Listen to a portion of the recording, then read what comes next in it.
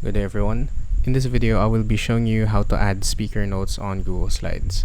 This tutorial will be very quick, straightforward, and really easy to follow, so anyone should be able to do this if you watch carefully.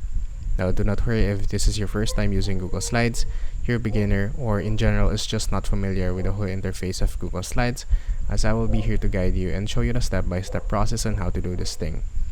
Speaker notes can be very useful, especially if you are editing your Google Slides and you have too many slides and you just want to add a note.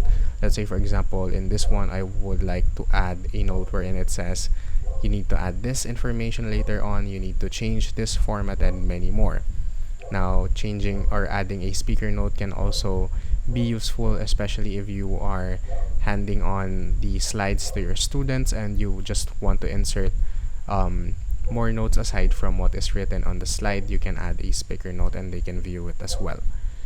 Now, for those of you who are a first timer in using this software, please refer to the first video that we have uploaded, in which it is a beginner's guide in using this software. We have already discussed the basic features and functions, as well as how to use it and when to use Google Slides. Now, if you are now familiar with the whole interface of Google Slides, let us now begin with the tutorial itself.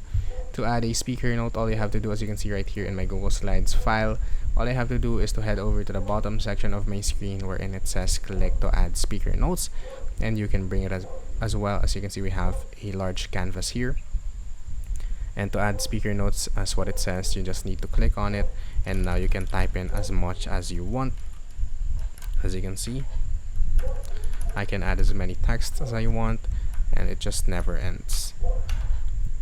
As simple as that, we can make use of the speaker notes to make our work more efficient and our life more easier, especially if you need to remember something in this specific slide. If you learned something in this video, please consider subscribing and dropping a like. And from here, I'll see you guys next time, and thank you for watching.